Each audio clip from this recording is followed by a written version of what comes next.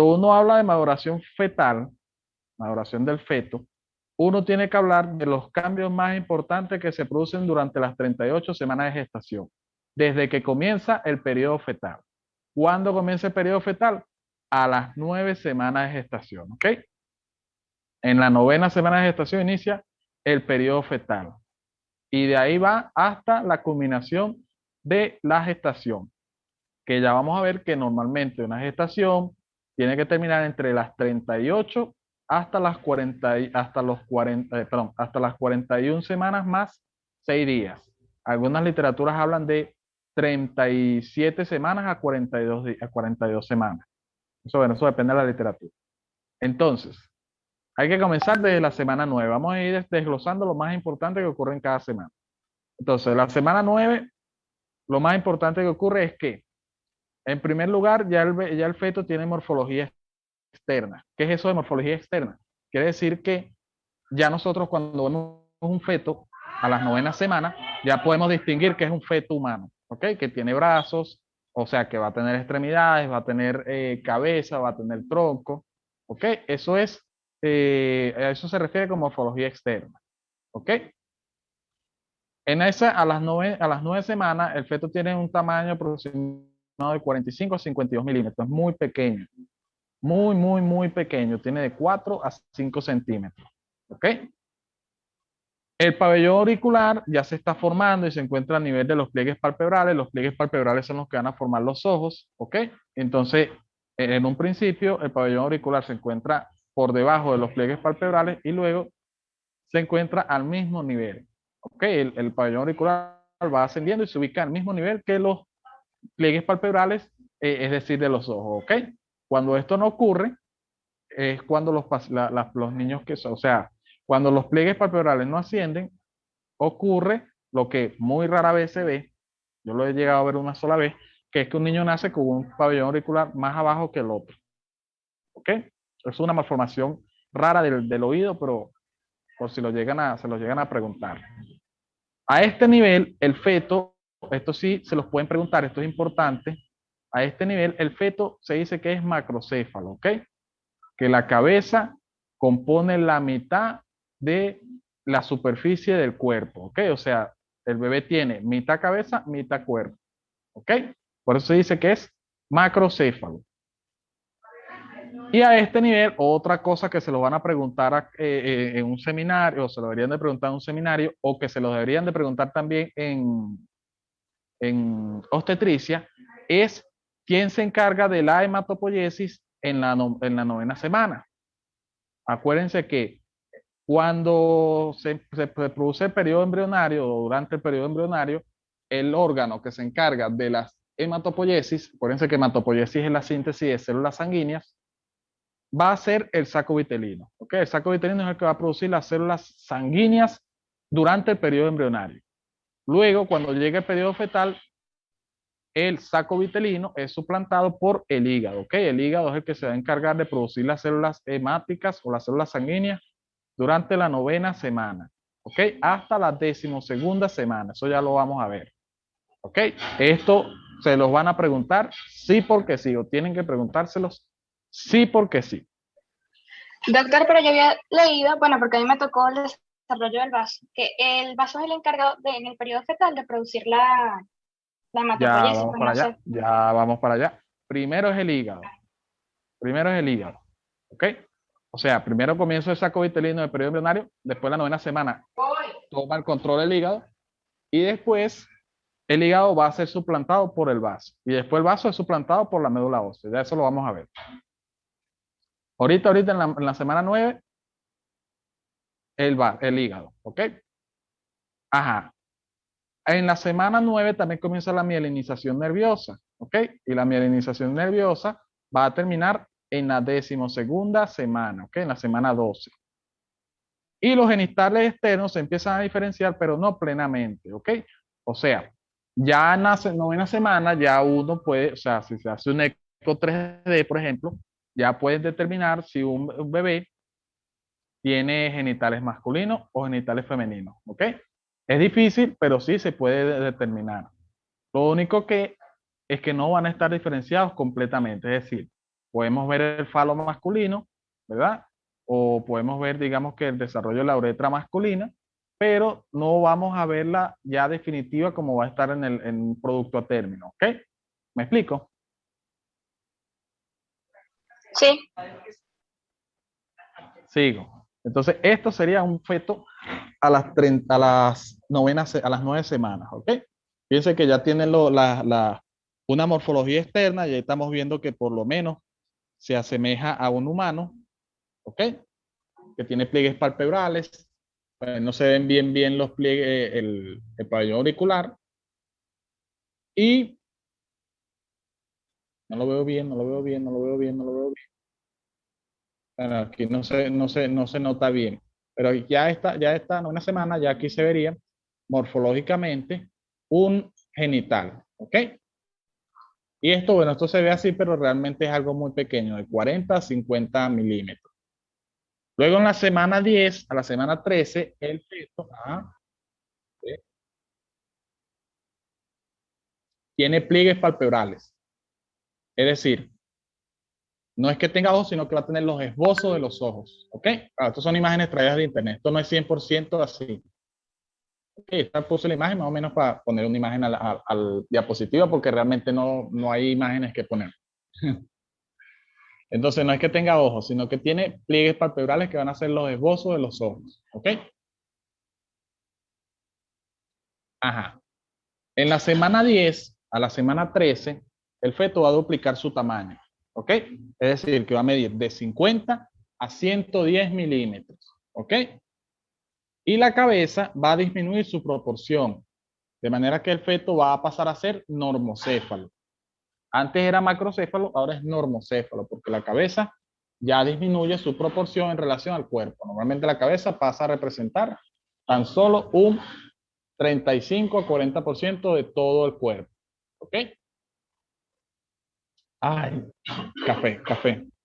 Ajá. Y entonces en la semana 12 específicamente, el vaso releva al hígado. ¿Ok? El hígado deja de producir hematopoiesis y empieza el vaso con la síntesis de células sanguíneas. ¿Ok? Y ahí el vaso va a permanecer hasta, si no me equivoco, las 28 semanas, donde toma control la médula ósea. ¿Ok? Y en la semana 12, el sistema nervioso central termina su morfogenia, es decir, la mielinización termina a la semana 12, ¿ok? Y a la semana 12 ya se han formado prácticamente todas las estructuras nerviosas, por lo menos del sistema nervioso central. ¿Qué quiere decir esto? Que ya el bebé a la semana 12 va a tener masa encefálica, tronco encéfalo, médula espinal, todo lo que vimos en la clase de desarrollo neurológico. Todavía le falta que termine, digamos que termine de formar su estructura definitiva, ¿verdad? O sea, su forma definitiva, pero por lo menos ya la base de esa estructura está. Las extremidades superiores, acuérdense que el feto se desarrolla principalmente en sentido cefalocaudal, de manera que las primeras extremidades que se van a desarrollar son las superiores y luego van a venir las inferiores.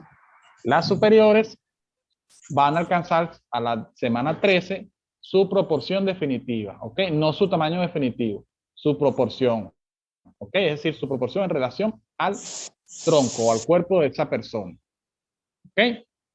Y las extremidades inferiores seguirán cortas, ¿ok? En relación al cuerpo, ¿ok? Ahí puse en relación al miembro inferior. En relación al cuerpo de ese individuo.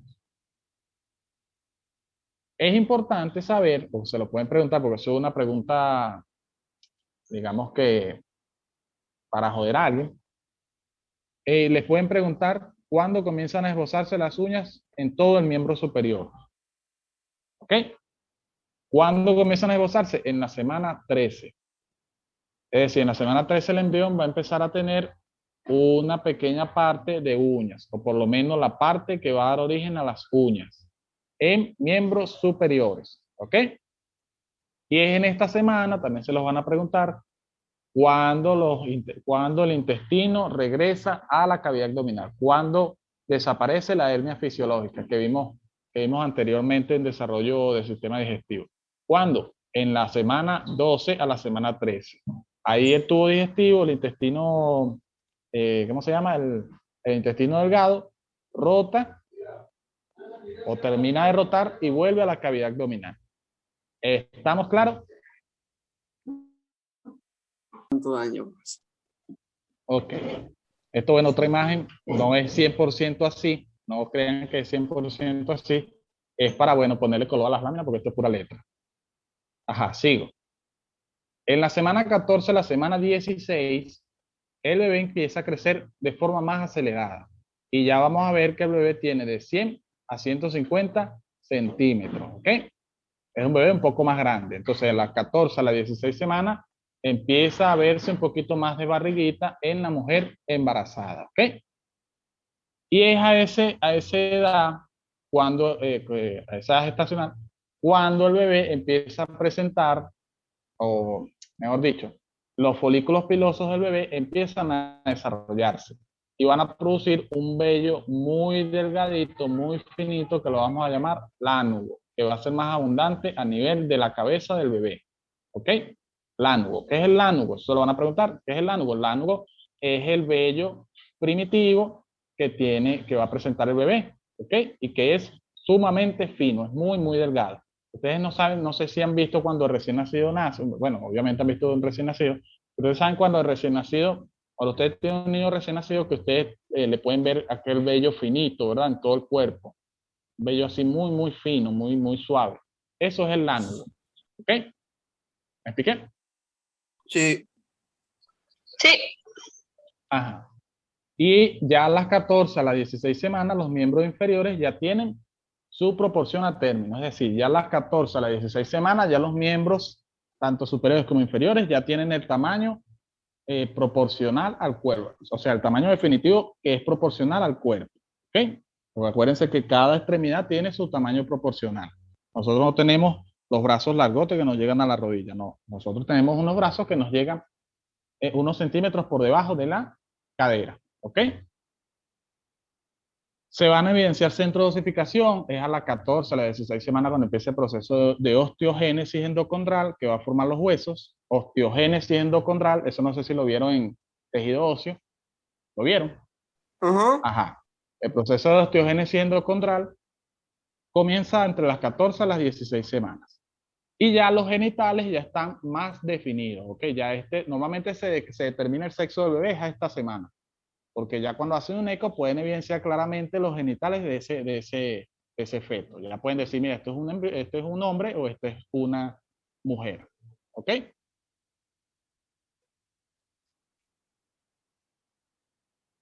Ya vamos para allá, ya vamos para allá. Bueno, aquí ya a las 14 a las 16 semanas ya el feto tiene frecuencia cardíaca. ¿En cuánto va a estar la frecuencia cardíaca de un feto de 14 a 16 semanas? Normalmente va a estar entre, si no me equivoco, 150 a 200 latidos por minuto. ¿Ok? Digamos que un punto medio sería 150 a 180 latidos por minuto. Es lo que normalmente presenta el feto a esta edad. Ajá. Pregunto, a ver si lo saben. Pregunto, esto es pregunta de examen en obstetricia. ¿A qué edad, ya que, verdad que lo mencionaron, a qué edad se ocultan los latidos cardíacos con un estetoscopio de Pinar? ¿Saben qué es un estetoscopio de Pinar? No. Ustedes Ajá. conocen el estetoscopio. Ajá. El estetoscopio de Pinar es como una campanita, ¿saben? Sí, como una campanita que uno se lo pone en la oreja y lo pone en el abdomen de la mujer embarazada. Y con eso uno puede escuchar el latido fetal. ¿Por qué uno usa el estetoscopio de Pinar? Porque con él puede obtenerse sonidos, puede captarse sonidos más agudos. Los latidos fetales son sonidos agudos. Entonces, con el estetoscopio de Pinar nosotros podemos escuchar sonidos agudos. ¿Sí? Y obviamente lo descubrió fue Pinar, no me acuerdo el nombre de él, y por eso se le puso el nombre de él. Ajá. ¿Cuándo podemos escuchar el latido fetal con el estetoscopio de Pinar? A ver si lo saben.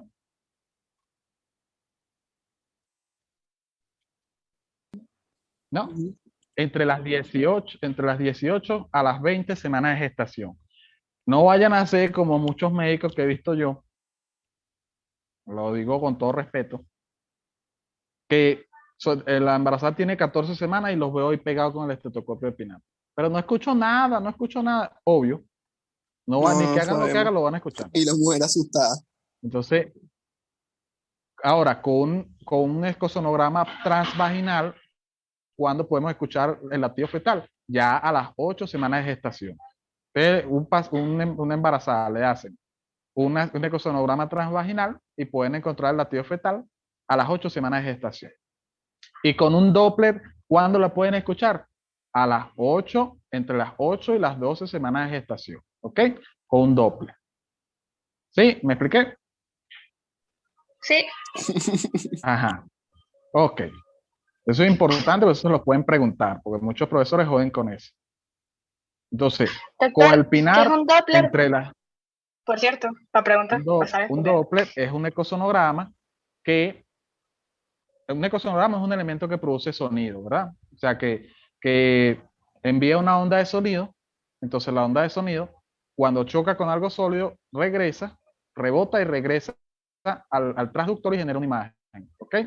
Eso es me explico, un ecosonograma. Eso es como el sonar de un submarino, ¿sabes? Un submarino para generar un Ujú. mapa sónico, él emite una señal, una onda sónica, rebota contra algo sólido, ¿ok? Y la señal, y la onda se regresa.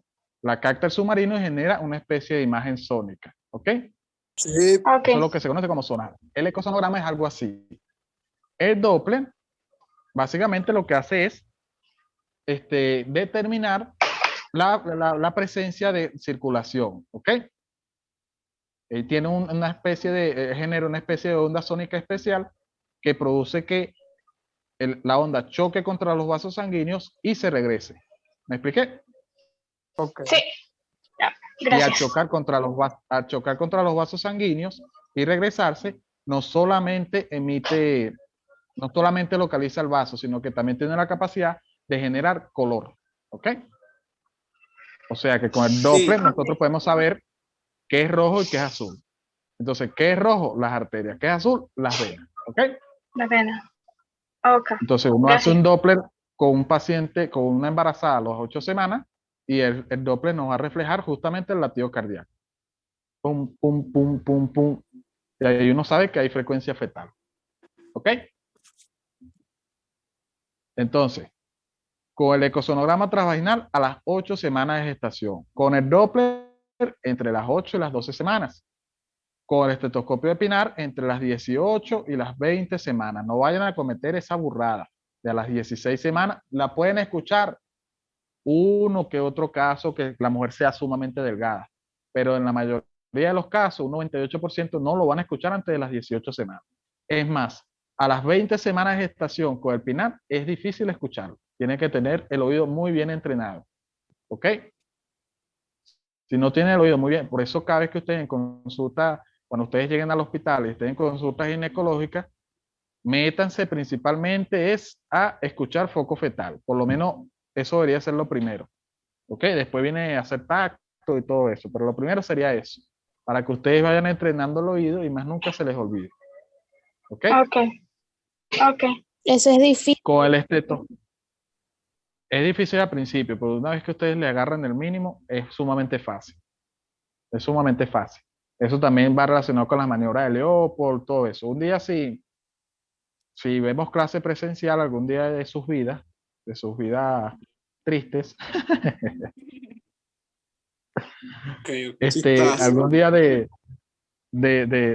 sus vidas de estudiantes online, cuando veamos clase presencial, espero yo este año, podemos practicar, aparte de lo de las suturas, podemos practicar también cómo se realizan las maniobras Leopold. ¿Ok? Una de las Ok. muchachas se pone como embarazada y practicamos las maniobras de Leopold, que son Profe, 4. y, Y ahí ustedes con esa maniobra, con esas maniobras ustedes van a saber bien cómo ocultar el foco fetal. Porque eso es lo que pasa también, que a veces no saben, o sea, realizan la maniobra de Leopold y no saben si el bebé está dorso derecho o dorso izquierdo, entonces no saben dónde buscar el foco fetal. Y ahí es donde ocurre el problema. Por eso que se hace tan difícil escuchar. Si ustedes manejan las maniobras de Leopold, se les va a hacer más fácil escuchar. Ajá, ¿qué me van a preguntar? Y lo de los planos de Hodge, ¿eso tiene que ver con la posición del bebé? Eso tiene que ver con mecanismo de parto. Los planos de Hodge son los planos que uno utiliza para determinar cuándo el bebé va descendiendo.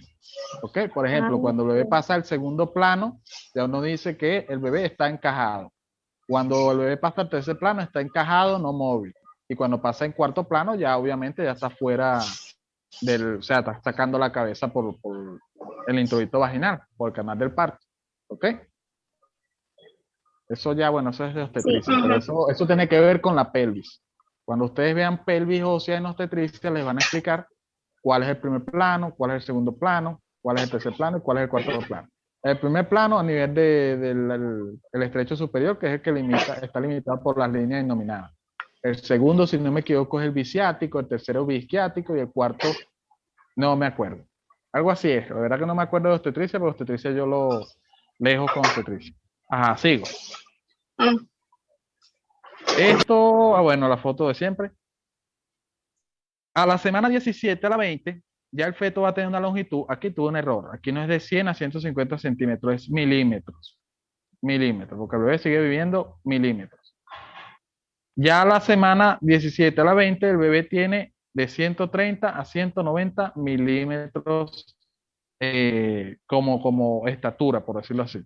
Ya el lánugo se observa más acentuado, sobre todo en la región craneal y la región peribucal. ¿Okay? El lánugo se empieza a ver un poquito más denso y más pronunciado, sobre todo a nivel de la región craneal, que es lo que va a formar el cabello del bebé.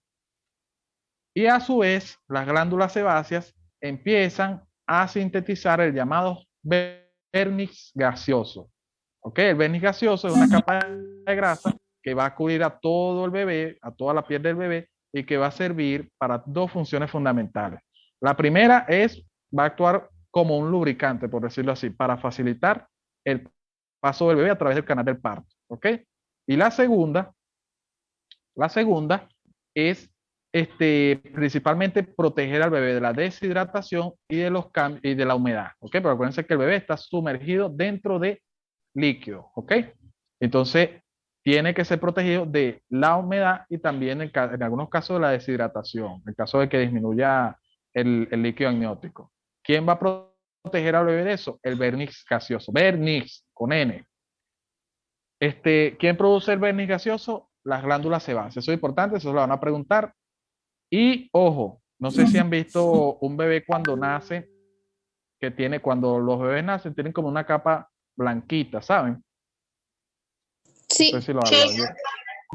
Esa capa blanquita que tiene el bebé se le llama vernix gaseoso. ¿Ok? Eso se lo van a preguntar. Guerra avisada no mata soldados. Eso se lo van a preguntar no solo en este tema, sino también en obstetricia. En obstetricia se lo van a preguntar también. ¿Qué es el vernix gaseoso? En esta semana también las células de la piel, los melanocitos, van a empezar a producir melanina. ¿Qué es lo que dije yo que hacía la melanina? Le da la pigmentación a la piel. Ajá, la piel. Exactamente. Si esta semana no se produce melanina porque hay una alteración de los melanocitos, el bebé va a nacer con una enfermedad conocida como albinismo. Albinismo. Exactamente. Ajá. A esta semana, normalmente a las 20 semanas, el feto ya adopta una forma más robusta, porque empieza a depositarse grasa parda. No sé si han visto ya tejido adiposo, no sé si saben ya qué es tejido adiposo. No lo vimos. Es que no vimos ni sanguíneo ni adiposo. Imagínense usted, eso es lo que estaba hablando el otro día. Bueno, adiposo era bueno que lo vieran. Tejido adiposo se divide en pardo y blanco. El pardo es el que tienen los fetos, ¿saben? Los fetos de... Profe, que ese se encuentra como entre la nuca, los omóplatos y eso. Ajá. Ese es el tejido graso pardo. Se llama pardo porque uno lo ve al microscopio, se ve de color marrón. Ese es el mismo tejido que tienen los osos. Yo estaba dando esa clase ayer, por cierto. Un tejido adiposo pardo está constituido por una célula que es un adipocito que tiene muchas vacuolas de grasa. O sea, tiene mucha grasa, pero en forma de vacuola, en forma de goticas. Y el tejido adiposo blanco, que es el que tenemos nosotros, es el que está formado por una sola vacuola de grasa. ¿Ok? Este lo llamamos unilocular y este lo llamamos multilocular. Este es el que está en el embrión y este es el que está en la persona adulta. ¿Ok? Este es el que está en el embrión y en el recién nacido. Ya cuando el bebé pasa a ser lactante, preescolar, escolar, adulto, tiene solamente tejido graso blanco. ¿Por qué? El tejido pardo, el tejido adiposo pardo, es el que se encarga de producir energía. ¿Ok? O sea, es el que se encarga, perdón, de producir calor. ¿Ok? Nosotros vamos a producir, o el bebé va a producir calor a partir de la grasa parda. Eso por un proceso ya fisiológico, todo eso. ¿Ok? Es por esa razón que este tejido también lo tienen los osos pardos. Saben que los osos pardos son el tipo de animal que hiberna, ¿verdad? Entonces, para hibernar, como el oso pardo no está consumiendo nutrientes y no está generando energía, tiene este tejido, ¿ok? Este tejido va a producir energía, va a producir calor en forma de energía, ¿ok? Para asegurar que el oso hiberne durante un tiempo prolongado y no pierda calor, ¿ok? Se mantenga, perdón, se mantenga con un estado normotérmico. Mientras que el tejido adiposo blanco no es que va a generar calor, es lo que va a ayudar a que nosotros no perdamos calor, ¿ok? Va a evitar la diseminación del calor. Este tejido adiposo blanco es el que tienen los osos polares, ¿ok? Los osos polares necesitan conservar su calor para poder soportar estar en bajas temperaturas. ¿Me expliqué? Sí, Sí, profesor. brutal. Me encantó. Ajá. Entonces, ¿Clase? el tejido, entonces, ¿cuál va a ser el depósito de grasa que va a recibir el embrión a esta edad? Tejido adiposo pardo, porque él tiene que estar produciendo calor, porque la temperatura dentro de la cavidad uterina es muy fría, o digamos que es baja, ¿ok? Porque el bebé está sumergido en líquido. Digamos, no es que es muy fría, sino que es baja. Entonces, por lo tanto, el bebé produce su propio calor gracias a la presencia de tejido adiposo pardo. Y como se deposita grasa, el bebé se empieza a ver un poquito más gordito. Ya las uñas a esta edad alcanzan el lecho unguial, o sea, perdón, alcanzan la mitad del lecho unguial. Ya vemos la mitad del dedo, o la mitad del lecho unguial, perdón. El lecho unguial es la zona donde está la uña. La mitad del lecho unguial cubierta de uñas, ¿ok? Tanto en miembros superiores como en miembros inferiores. Y los miembros ya van a alcanzar su proporción definitiva. Y muy importante, ya los movimientos de flexión y de extensión que realiza el feto van a ser muy marcados en la semana 17 y sobre todo en la semana 20.